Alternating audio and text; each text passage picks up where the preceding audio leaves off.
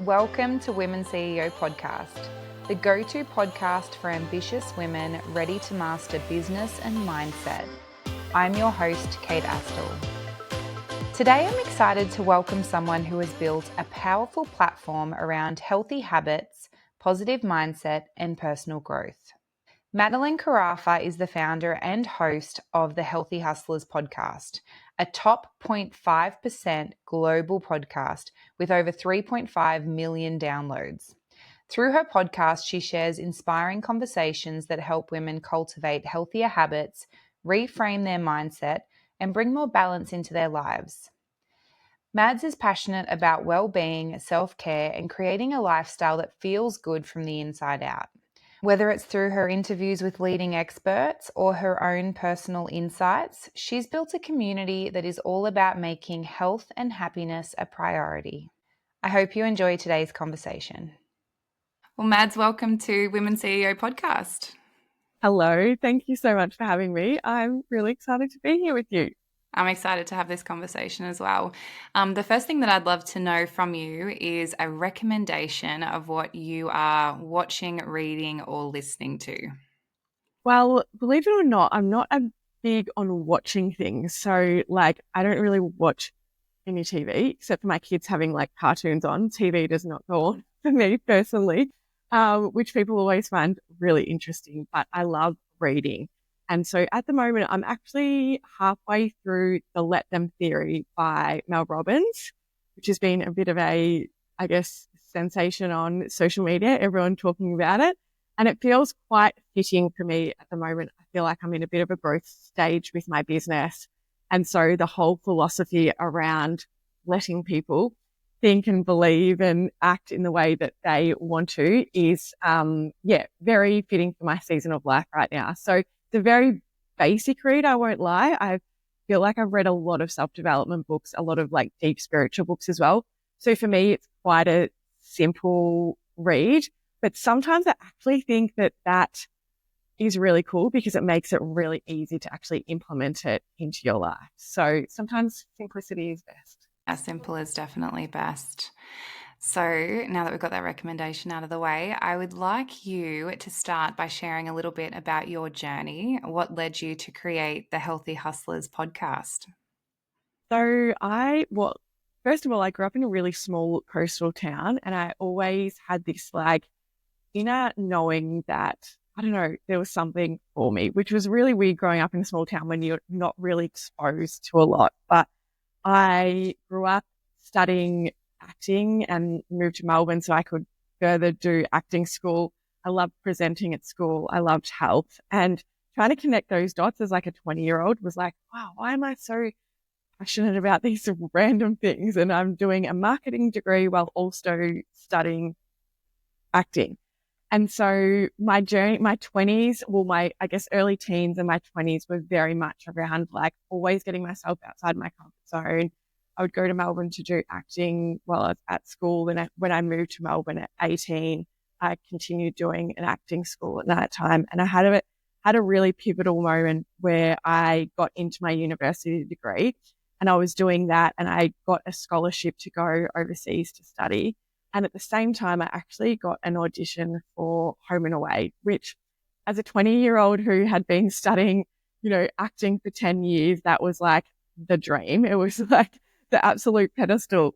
And I still remember where I was standing having this moment of it was just I'd been given these two beautiful opportunities and I just threw it to the universe. And I literally was whatever one comes to life, I'm just going to trust that path.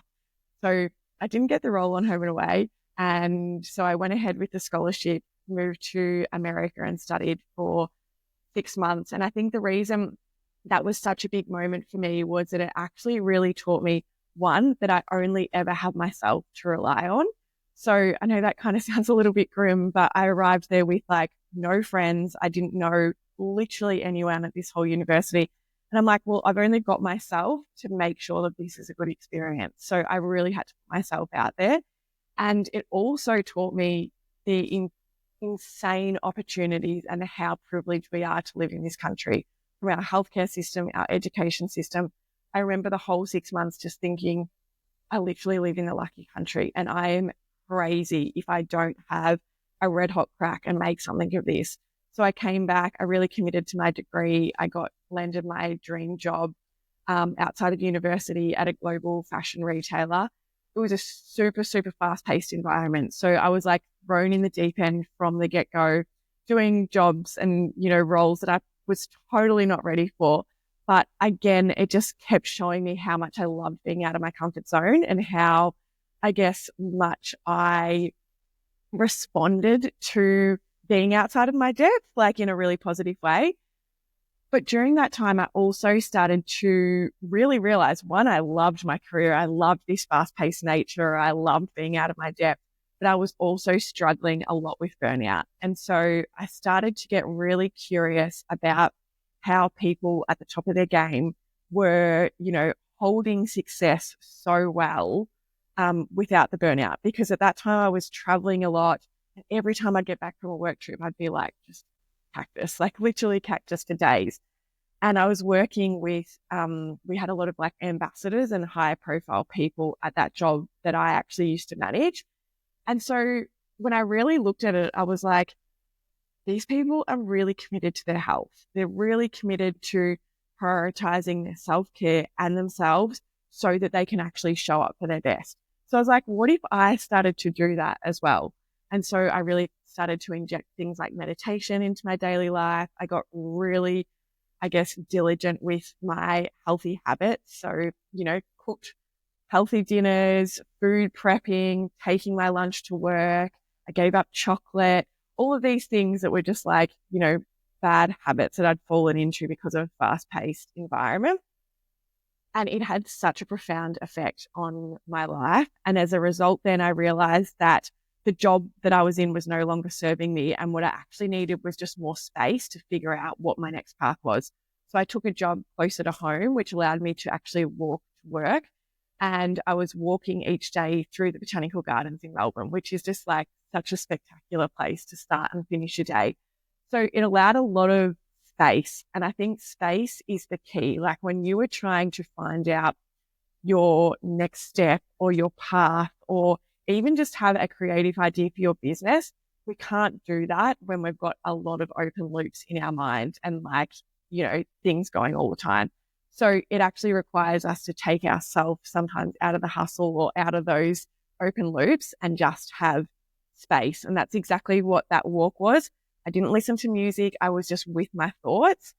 And it really made me realize what my strengths were, what the things I loved about my old job and missed were, the things that my current job wasn't offering me, the types of people that I thrived around, types of way that I thrived in a workplace, like through management. And so it was just this awesome, like 6 months of just like me really getting to know myself on a much deeper level, simply by walking to work in the mornings with like no podcasting, no music in my ears. And so during that time, one habit I would do was listen to a podcast in the mornings before I left off on my morning walk to work.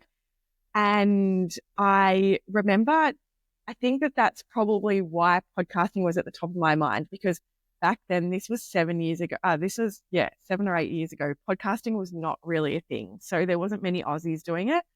But I would listen to a podcast because I realized that watching the news was setting me in a really kind of yucky, energetic frequency in the morning, like more of a fear-based. So I switched it for podcast. And so one day walking home from the botanical gardens, having that understanding of all the strengths, all the weaknesses, all the things I want to bring back into my life, it was like the biggest download from the universe. And the only way I can say it is like it literally dropped into my head from the heavens above.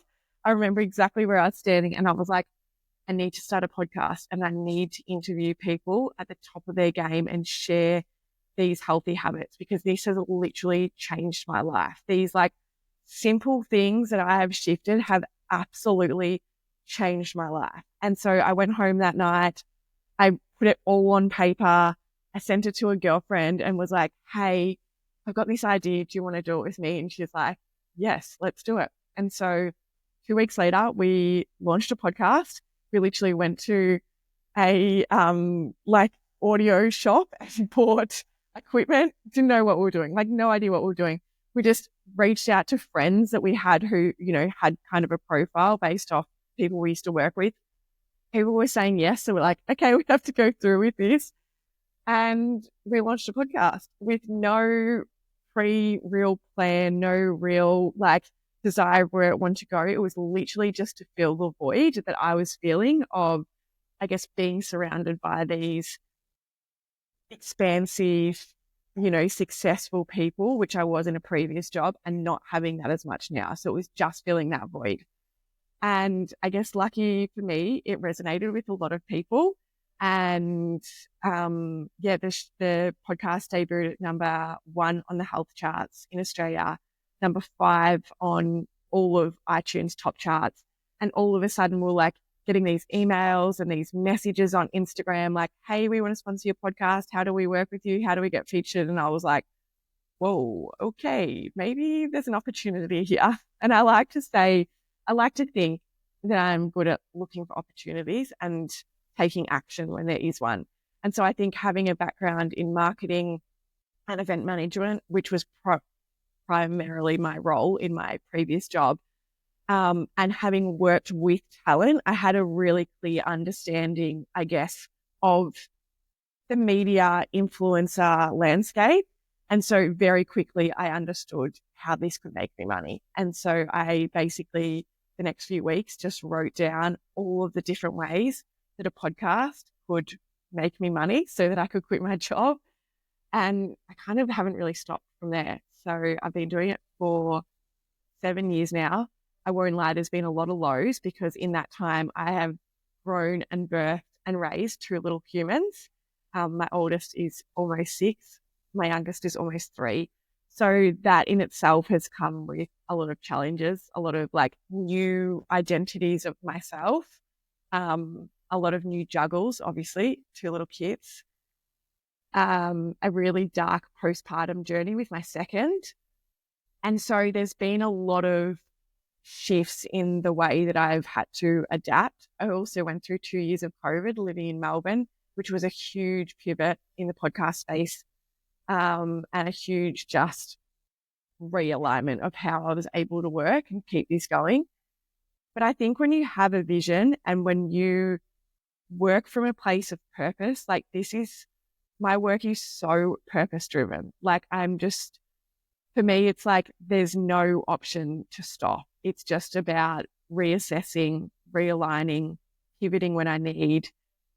But there's no kind of like, oh, I'm doing this for this period of time and then I'll go back and work for someone or I'll do a different business. It's like, no, this is why I really believe this is why I came to this earth.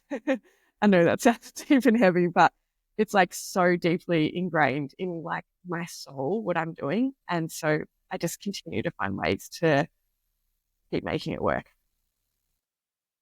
What a story. Sorry, that was long.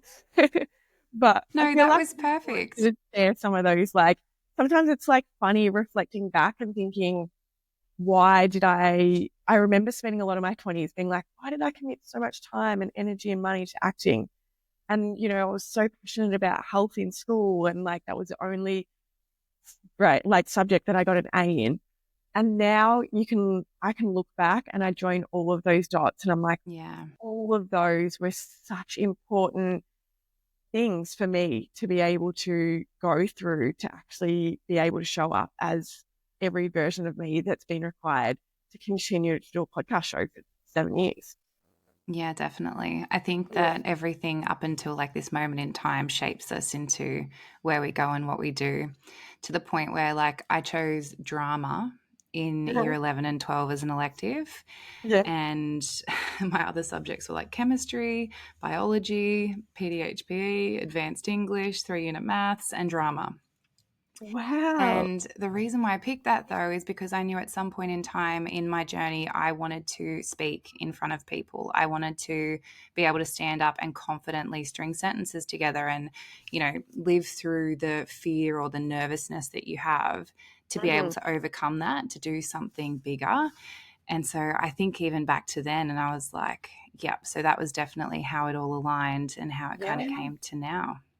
definitely. And I feel like when you have that little, and it's probably why I said at the start, like that inner knowing, like I Mm. really grew up honestly feeling, and I couldn't articulate it as a kid and I didn't know what it was, but I always had this feeling like that there was something. And even in other jobs, I was like, always like, this is great and I'm learning lots and I love this, but like there is something more. And I feel like the less that you push that away and the more you just listen to those niggles, like you doing drama at school, like me continuing to do acting school, the more that you just like follow those, it will all make sense one day. And I feel Yeah. like anyone that's listening I actually get asked a lot, especially by mums who see the work I do or have known me from like a young kid and then see what I'm doing now, will always ask, how did you build so much confidence to do this? And I honestly think, well, one, I had a mum that was like, and parents, failure was never a thing. Like it just didn't exist. It was like, just have a go. You don't need to be the best. Just have a go. Like we just want you to have a go. So that was always really good. But I really think the biggest thing was doing acting from such a young age because I was constantly outside my comfort zone. It was constantly like new people, new experiences, playing different roles, like, and it fueled creativity because I was always having to, play these new roles and step into these different people. And two, it was just like a really uncomfortable thing to stand up on stage, to memorize a script, to, stuff up sometimes. All of those things are such incredible learnings for confidence building. And so I always say to my daughter, I'm like, sorry, sweetheart, like it or not, you're doing acting school. But my brother did it with me too. And I really feel like he's a tradie now, but like he can walk into any room and talk to any person at any age, find middle ground. And I truly believe that comes down to the fact that we did acting from such young ages. Yeah, there's so much improv that comes with acting too. And like you said, if you stuff up on stage, you have to roll with it. You have Yes. to like go with it and pivot and make it work in that Mhm. moment. And I feel Definitely. like sometimes some things that people lack, especially business owners, is like that resilience. So I work Mm. with a lot of women in business and they have setbacks. They don't hit targets. They don't, achieve the numbers that they want to achieve. And there's that level of resilience that you need to get back up and go again. That is so true. I actually remember a really kind of core memory for me was when I was studying my marketing degree and I was doing the acting and I just loved the acting so much. So I was doing like night school for that. And I remember calling my dad being like, I just want to quit my degree. Like it's just, I care so much about this acting and like I'm happy to just like work other jobs to pay for the acting so I can do that. And I remember so kind of like harsh at that age. I bawled my eyes out, but he's like, what are you going to be, Maddie? You're just going to be a quitter? Like, just because it feels hard right now and you like something else, you're just going to quit? And I remember sitting in the car and I just like, after the call, like, bawled my eyes out. And I was like, oh my God, like, why won't you just let me do acting? Like, I love acting so much. Like, does he not believe in me and all these little stories? And now I still laugh to him and say, that was just such an important moment for me because it realized like, sometimes things are hard. Like sometimes it's not always going to be this easy path. It's not always going to be like, oh, just because I love this, it's going to be easy. Like if I had have even just gone down the acting path, that would have been hard. I know now that it would have been, even if I loved it. And so in business, it's like we can love something and it can be in alignment, but it doesn't mean it doesn't still get hard or moments that Yeah. test us and push us. And so building that resilience, yeah, like you said, is so important because, you know, that saying goes that if it was easy, everyone would do it. And so business isn't easy, unfortunately. And there's so many things outside of our control constantly that we need to be adaptive and resilient towards. Yeah. The highs aren't as high if you don't have a low before it.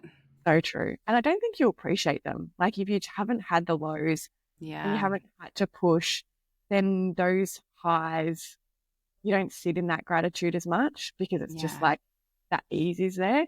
But it's like when you get to a high after some lows, you're like, there's pride, there's confidence, there's excitement, there's all of those amazing feelings. Almost that sense of like delayed gratification, like you've had to work to get there. Yeah. You know, I love that. I'm going to move on to our second question because I feel like we could chat all day. Yeah, we could. So, you've mentioned this. Your podcast is all about cultivating healthy habits and a positive mindset. What are some of the key practices that have helped shape your own personal and professional growth?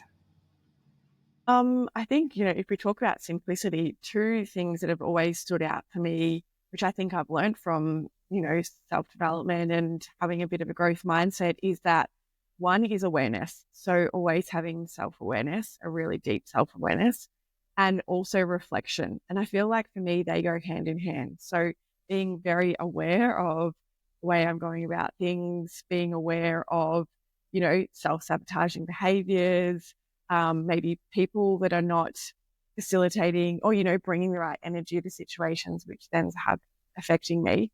But then also constant reflection of like both celebration and also like where could I have done better? And I feel like the reflection piece is big for me, especially at the moment, like just that daily check in. Like this morning, usually is an example. Usually I would drop my daughter off. We would all go to school, ready, drop her off, go drop my son off, and I come home. Today, I looked at the time and I was like, oh, I'm not quite ready. I've got to get her to school. So I dropped her off and came back home, which I haven't done for a really long time. And I was like, it allowed a moment of reflection. Like, where did that actually go wrong? Because I know through awareness, I know exactly what I need to do in terms of the non-negotiables the night before and the daily habits to get us out the door at that time. So it was just this moment of like, where could I have done better? And is that just like, I've got my period at the moment, I'm feeling a bit tired, lethargic, like, can I just let that one slide? Or is there actually a lesson in that I'm like, well, I could have spent less time here, or I could have, not jumped on social media, or so that's where awareness and reflection are really big for me. And I always think too, as well, that has been important is not overcomplicating things.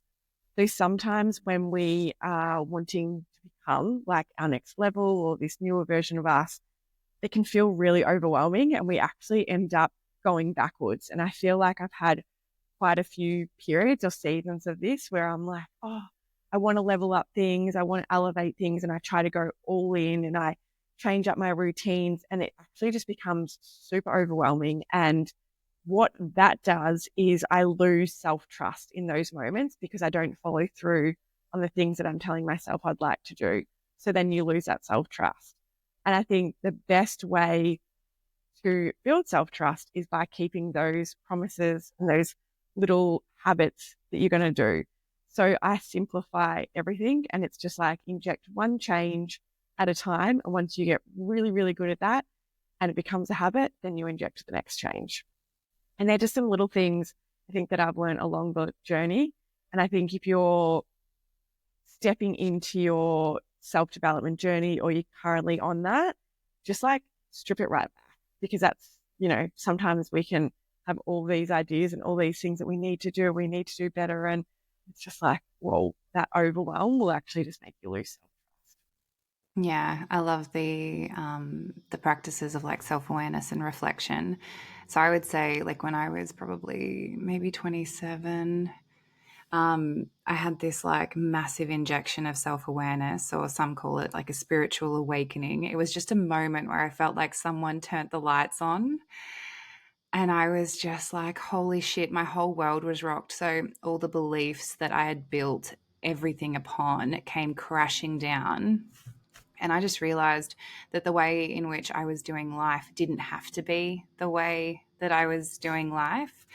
And so it was like a rebuild from there. And then it was like the constant cycle of reflection and then self awareness and then even questioning past behaviors. Why did I do that? Was it because I believed this? Was it because of that? And then the next time you go to do it, it's like you start to rewrite those patterns. And it's just once you're awake and you're self aware, there's no going back. It's like, Oh, true. Yeah. And I feel like it's like, I've even started to realize lately, like we can become aware of what we don't like. Like I really believe people are mirrors for us. So yeah, if something is triggering you, say from a partner or a parent or a sibling, it's like, look, use that as your mirror. Like what's that actually reflecting back to you? And why bit of am a I triggered by this? yeah, bit of a different philosophy, but like I have people around me who, when they drink, they like will really irritate me. I'm like, oh my goodness, I actually cannot stand you. Like, if they get opinionated and louder and all of this. And I was like, had this moment of why does that trigger me? Hang on. And I'm like, oh, okay. I talk over people when I'm drunk and I am really opinionated. And I started to have this huge awareness. And so I've actually been like haven't drank now for about 9 months. And that's been and I didn't necessarily do it just like the awareness was the first thing where I was like, I need to be more mindful of when I'm choosing to drink. And then that's evolved into me giving up drinking. But that made me realize like we can actually learn so much from other people. Even like I get really ticked off when people don't have good eye contact when you talk. But it's like awareness for me of Yeah. like being aware that I'm giving people eye contact and I'm actually listening. So I feel like awareness can go both ways as well. It's like things about yourself and yeah, getting really curious on like patterns and behaviors that you've fallen into, old stories or, loops that go in your mind of stories you might be telling yourself. Um, Awareness is so powerful. And I honestly feel like when you harness that awareness and really tap into it, like that in itself, like you said, can literally change your life. Like it can shift everything. So I feel like for everyone, start with your awareness, like bring awareness Yeah. to yourself and to, the others around you. I feel like this is when I started to take massive strides in my business too, is when that self-awareness piece came in. And I see it in business owners, like you said, that integrity piece where you say you're going to do something, but it doesn't necessarily come to fruition. Something takes priority over it. I always say to my clients when they're like, you know what, I'm going to do this, and then it doesn't happen, I'll be like, okay, so what was prioritized over it? Why didn't it get done? And when they start listing the excuses, I then try and reframe it for them in that, well, no, it's not an excuse. You prioritize this over doing this for yourself or your business, and that's okay. But we need to be honest with the wordage that we're using and that self awareness piece about the way in which things are rolling out and the way in which things are happening. I love that. And I feel like too on that. So last year, one of my little mantras was no excuses. So Yeah. I feel like, but for me, it was like being honest with myself Mm. of what actually can be an excuse. So say one of my kids being in hospital and me being there completely sleep deprived for a 24-hour period was an excuse that I would allow myself to have as to why I haven't shown up in my business. Yeah. But when it's just like an excuse of, oh, well, I was running late and like the kids were fighting and blah, blah, blah, I was like, no, that's an excuse because you actually have the tools to be able to regulate yourself in that moment, to re-regulate the kids. You also have the tools when you drop them off to know what to do to realign your energy. That's actually just a bullshit excuse as to why you haven't shown up. And so I love that you said that honesty piece with yourself because sometimes it is a valid excuse or rejig of priorities or, what's important. Then other times it's just purely self-sabotaging like behavior and it's keeping you. Yeah. Yeah, or even just not acknowledging like the fear of failure or the fear of judgment or the reason why you keep putting things off. Is there something like further underlying or something deeper in why these excuses keep coming up? And that's where I'm like so big on like subconscious beliefs and Yeah. reprogramming your mind. And it's something I've been investing a lot in for myself kind of since the end of last year and this year is really kind of once I have awareness of those behaviors, those patterns, those thoughts, and I know I'm keeping myself small, it's been really interesting diving deeper on like, why am I actually doing that? What is the belief around that? So I feel like I could talk forever about this stuff because as soon as you're on a self-development path, it's like a rabbit warren. Like this, it's like this gate It opens and snowballs. starts everywhere. You're like, oh my God, where do I go and how do I get there? And I want to go there It's like, faster and I want to yeah, do kid more. in a self-development candy shop. Seriously. So many different avenues. Absolutely.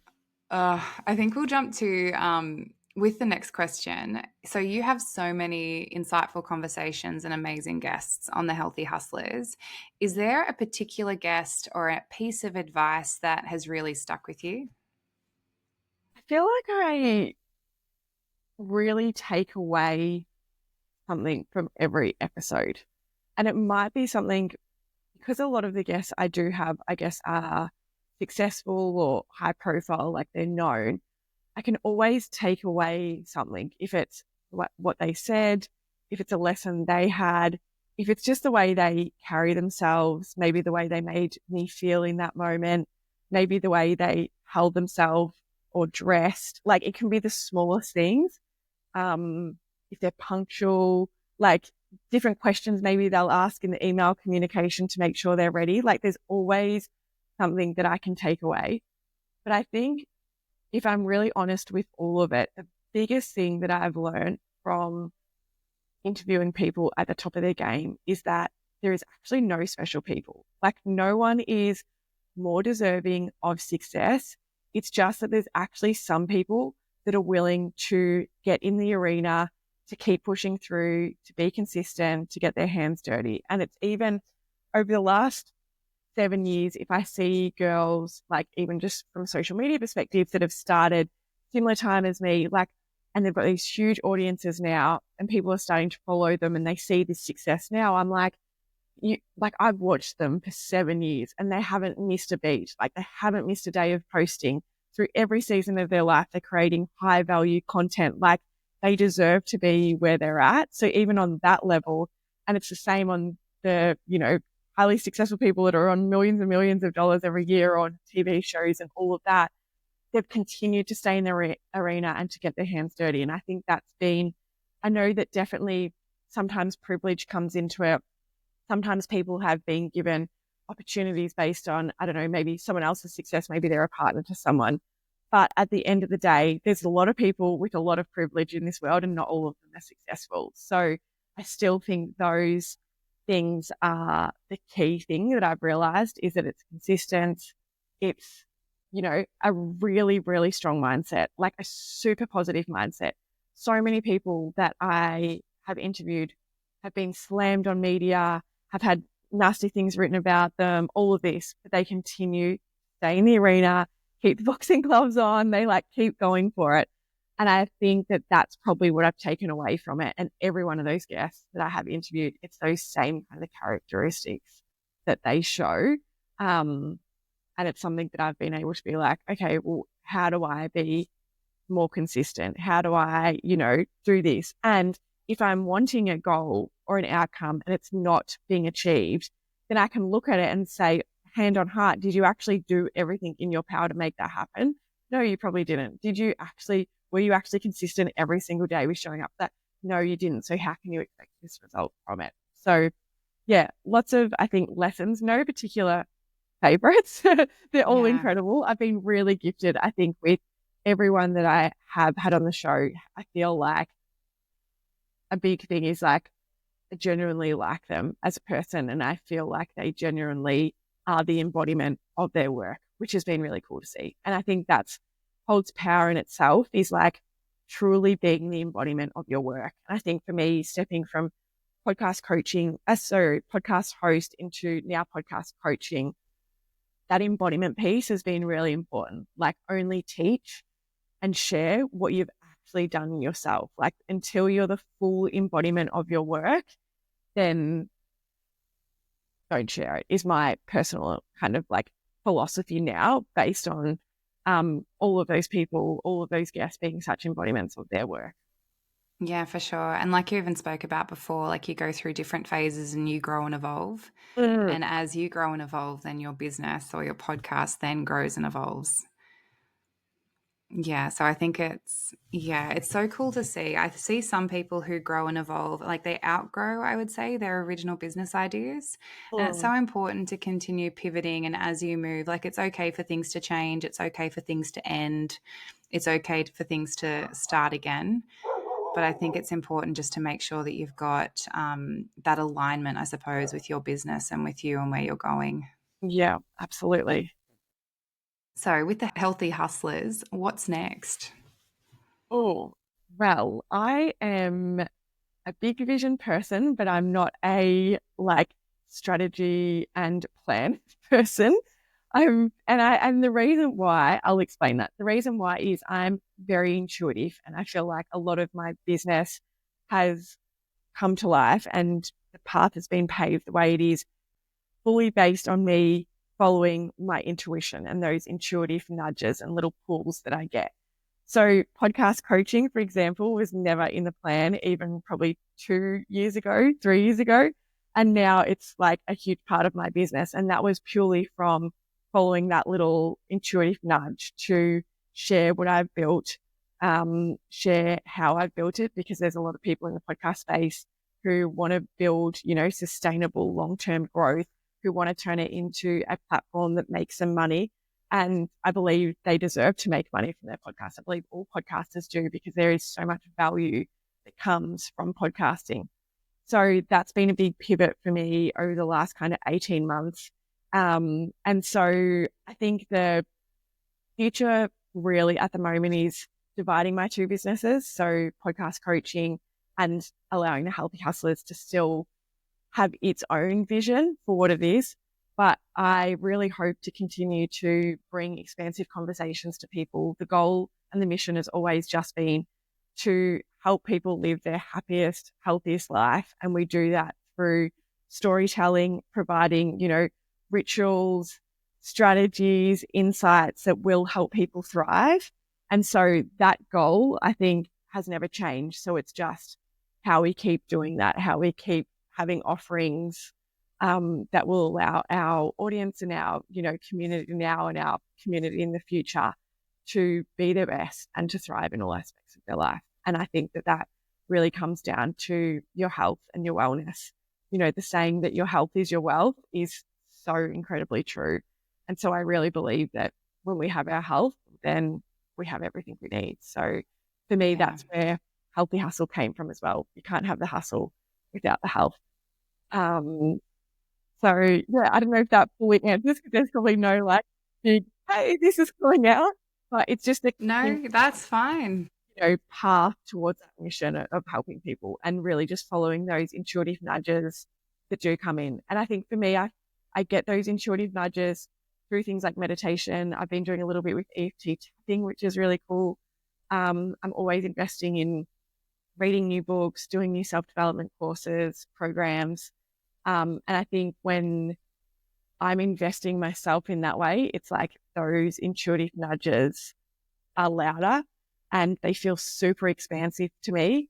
And I know that the fear comes after them really fast and it's also loud, but that I know is just trying to keep me safe where I am. Yeah. So the moment that I can listen to that intuition and take action, I feel like it just keeps unfolding, which is really nice. Yeah, I love that. Funny story. The first, back when this podcast was the Strip podcast, the first guest I ever had on, it was about tapping.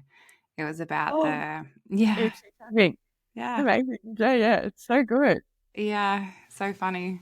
When I first did the podcast, it was very much wellness based. So it was just essentially different practitioners that did different like healing modalities. They would come on and explain what it is that they do, because half the time they would come on and I'm like, I don't know what it is that, like, I've read the description on your website, but if you could explain it a bit further. But they're essentially all ways in which you can move past like trauma or blocks or, expand yourself into the next version. So, Yes. And I think that's where like the curiosity of self is really cool. So, yeah. Self-development's one thing, but also being really curious about you as a person. And that's something I think that's helped me over the last few years is like, especially when I moved into the coaching space and there was a lot of like, I guess, push towards like being the authority and having authority content. And that did not align. Like that did not sit with me. I was like so much resistance towards it. And I started to get really curious why. Like, is this just a fear-based thing holding me back? Or is this because it's actually not in alignment with the way that I want to share? And so I started to really lean into like my human design, my energetic archetype, which you can like find out from, I think it's Sister Daughter Instagram page has that. You can do a little quiz. I did a birth chart reading. I often do like birth chart readings and astro strategy readings with Christy Gray. She's an amazing astrologist. And so each year she'll kind of map out my year for me based on my natal chart, which is so cool. And I think the more that I have learned about myself, the easier the business has kind of flowed and unlocked, because I'm like leaning into those things, even from social media, I'm like, I don't want to be the authority in podcasting. I want to be the evidence, like me showing that I live and breathe these practices, me showing my clients that like I'm doing exactly what I'm teaching you, that I Yeah. think has more authority personally. And for me, that comes down to storytelling.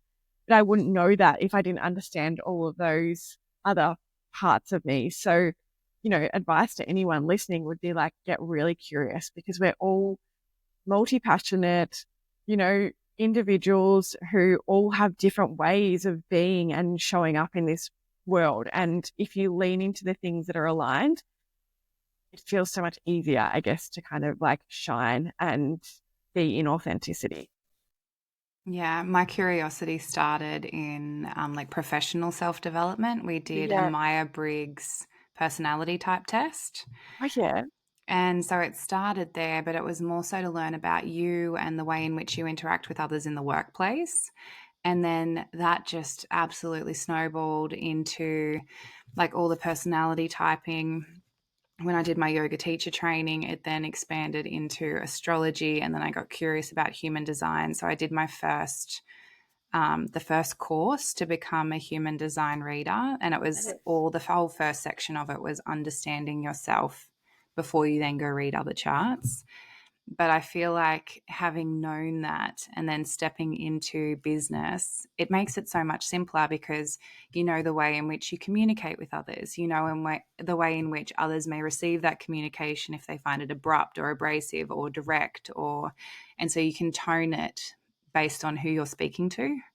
It's so cool. I like love this stuff so much. And I even like the simplest thing when you like from a human design, me understanding as a projector that invitations were really important for me. I think Yeah. invitation can be a simple thing, but one of the biggest projects that I've done and had the biggest amount of growth for the podcast was a live podcast series. So, event series. So we did live events across the east coast of Australia.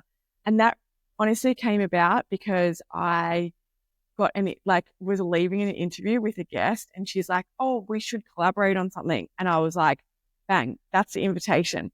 So I presented her with this idea for an event series. And now, like understanding my human design, I'm like, that's why that was so successful for my Yeah. business and for me, because it wasn't a forced, it wasn't like me sending out these random, like, hey, let's collaborate. It was like a Yeah. genuine invitation of someone that had expressed some form of wanting to do something. So I feel like it can help you and exactly like you said, the communication with other people. I'm really big on like understanding your love language so you can give to yourself Yeah. your love language. But also if you have team members, like understand their love language, because you could literally have an employee that thrives or an employee that is just like the worst asset in your business. Yeah. And that can literally be dictated by you managing them in the right way. And if you understand their love language, then that's really going to help you manage them in the right way. Yeah, all of your relationships. If you have someone that, appreciates words of affirmation as opposed to gifts, and you continue buying thousands and thousands of dollars of gifts and roses and chocolates, they're not going to feel the same type of love as if you gave them a few beautiful words. It's so true. And that's exactly me. My husband's so big on like buying experiences, and he'll spend whatever he needs to on an experience and then give it to me, but without a card. And my love language is affirmations. And I'm like, this is so nice, but where's my card? Yeah. Like, I just want you to write something really nice about me and tell me how much you love me Yeah. and how amazing I am. Like, the experience is cool, thanks, I'm grateful, and it'll be nice. But it's like, but that's his love language. He loves like Yeah. experiences. So it's really interesting. Yeah. Yeah, I love that. If the listeners from today's episode want to connect with you and learn more about what you do, where should they go?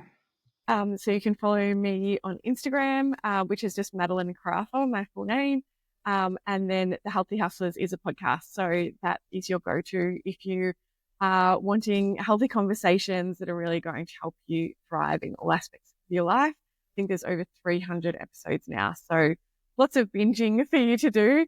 And yeah, I obviously do podcast coaching as well. So either if you're a business owner wanting to feature on podcasts, or if you are a business owner wanting to start a podcast or grow your podcast, then that's what I teach. Yes. So that'll all be linked in the show notes as well. Thank you so much for joining me for today's conversation. Amazing. Thank you so much for having me, Kate. I so appreciate it. And that's it for today's episode of Women CEO Podcast. If you loved this conversation, make sure to hit subscribe so you never miss an episode. And if you're feeling generous, leaving a quick review helps more women like you find the show. Thanks for being here, and I'll see you in the next episode.